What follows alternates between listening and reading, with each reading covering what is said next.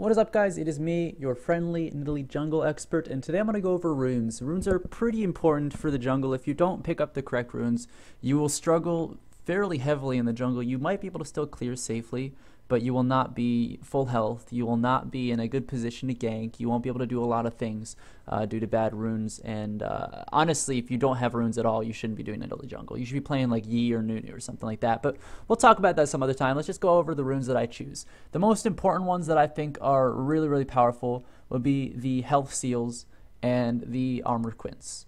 I really, really, really highly advise or strongly advise picking up health seals.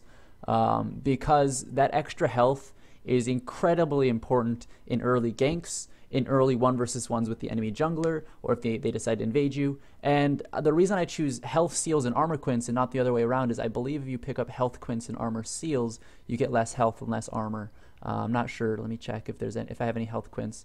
I don't think I do. Maybe I do. No, I don't. But I'm pretty sure you get more health from the seals than you would from the quints if you were to flip these two. But that's probably the most important. I do take armor on the quintessences instead of anything else because the armor is incredibly important for early game trades with jungle camps and with the enemy junglers and ganks and everything like that. This 13 armor is huge. It mitigates, I would say, at least 10% of the damage on the first clear, which is really, really big. A lot of people kind of say 10% damage, it's not a big deal. I'd rather have a little bit more damage myself. And I say, you're a friggin' idiot. You definitely need that armor. So if anything, these two are the very first runes you should be picking up if you don't have enough IP for the rest. But then beyond that, I just pick marks. I pick AD marks and AP glyphs because in the jungle, you want a little bit of extra attack damage to be able to clear the camps a little better. You do auto attack a lot, so it helps a lot. And it also synergizes with your Q and Cougar form pretty well. So I would suggest picking up the AD marks for that. And then in the jungle, you don't typically run into magic damage unless your enemy jungler is an AP jungler like Eve or Elise. And even then, it's not really all that significant. I would probably just pick up AP glyphs anyways, just because the majority of your jungling is going to be running against AD camps. They're doing attack damage, they're doing physical damage, which means you don't need magic resist. So I pick up the ability power just to give myself a little extra heal, a little extra damage on my Q, my W, my E in Cougar form, and my Q in human form. And it gives you about 25 extra damage in your full cycle of combos, which is pretty big. I would say it's a pretty significant amount of damage, and it could save you one extra auto attack in a camp, or it could clear out the enemy team a little bit faster. Or it's just the little things help. And I guess I might as well go over masteries as well, right?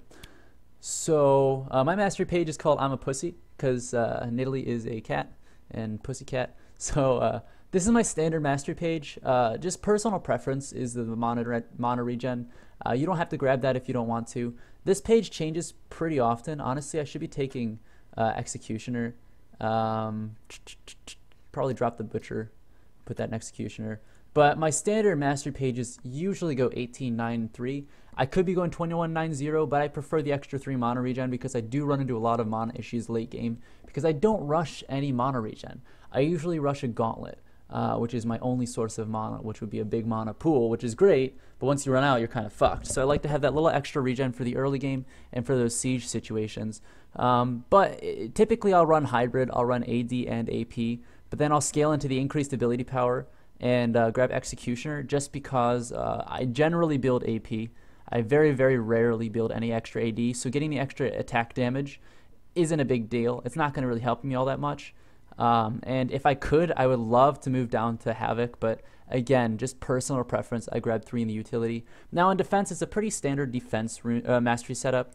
In the jungle, you just run 2 in block, 2 in tough skin, 1 in unyielding, and then the health masteries. It's just pretty typical. It gives you a little extra tankiness, allows you to mitigate a little extra damage from jungle camps and from enemies, and you'll also have about 50 to 60 extra health in the jungle, which is really, really helpful. Total, between my runes and masteries, I have about 130 extra health.